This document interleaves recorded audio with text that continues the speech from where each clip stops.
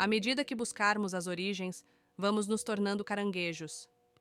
O historiador olha para trás até que finalmente acredita para trás. Essa frase de Nietzsche soa estranha à primeira vista. Por que um filósofo compararia a busca pelo conhecimento às andanças de um caranguejo? Hoje, vamos mergulhar na crítica de Nietzsche à história.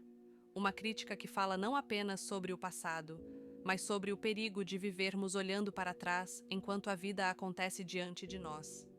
Nietzsche escreve essa reflexão em 1874, na chamada Segunda Consideração Extemporânea, também conhecida como Da Utilidade e Desvantagem da História para a Vida.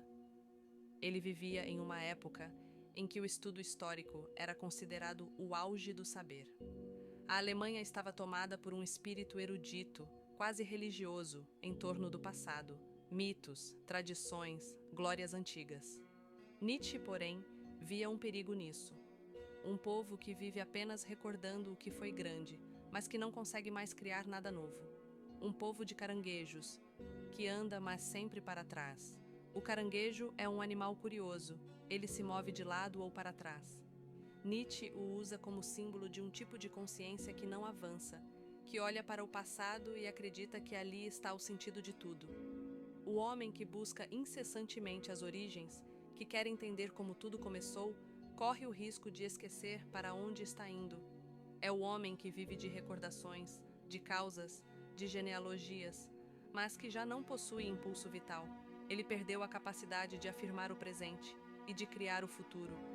Quando Nietzsche diz que o historiador olha para trás, até que finalmente acredita para trás, ele faz uma crítica ainda mais profunda.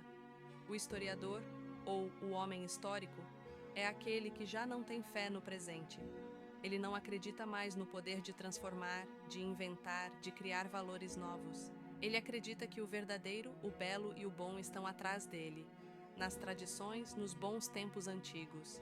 Esse tipo de crença é uma forma de niilismo, é viver sem fé na vida que pulsa agora.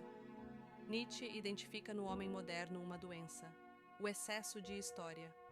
Saber demais sobre o passado, sem saber o que fazer com esse saber, paralisa. É como carregar o peso de 1000 mortos nos ombros, tentando honrar todos ao mesmo tempo. O excesso de memória enfraquece a ação. O homem deixa de ser criador e torna-se um colecionador de recordações. Ele deixa de viver e passa a apenas comentar a vida. Mas Nietzsche não é um inimigo da história. Ele apenas quer recolocar a história no seu devido lugar. A história deve servir à vida, e não o contrário. Ela é útil quando alimenta o presente, quando inspira novas criações, quando nos dá coragem para transformar o mundo. Quando a história se torna uma prisão, ela mata o impulso vital. Mas quando é usada como combustível, ela dá sentido ao agora. O verdadeiro homem forte, para Nietzsche, é aquele que sabe esquecer o que o impede de agir. Vivemos hoje exatamente o que Nietzsche temia: uma época obcecada pelo passado, seja nas tradições, nas músicas, nos tempos de ouro da política, ou na ideia de que antes as pessoas eram melhores. Essa nostalgia pode parecer inocente, mas é uma forma de desistência, é dizer, o melhor já passou. E quando acreditamos nisso, perdemos a força criadora. Deixamos de ser artistas da vida e nos tornamos caranguejos emocionais, arrastando nossas memórias como conchas vazias. Nietzsche contrapõe esse homem histórico ao homem dionisíaco, aquele que afirma a vida em toda a sua força. O dionisíaco não teme o esquecimento, porque sabe que a vida é criação contínua. Ele não se preocupa com as origens, mas com o nascimento do novo. Para Nietzsche, o homem que vive olhando para trás é apolíneo demais, racional, calculista, melancólico. O homem que cria é dionisíaco, apaixonado, criador, inconsequente, e por isso mesmo, vivo.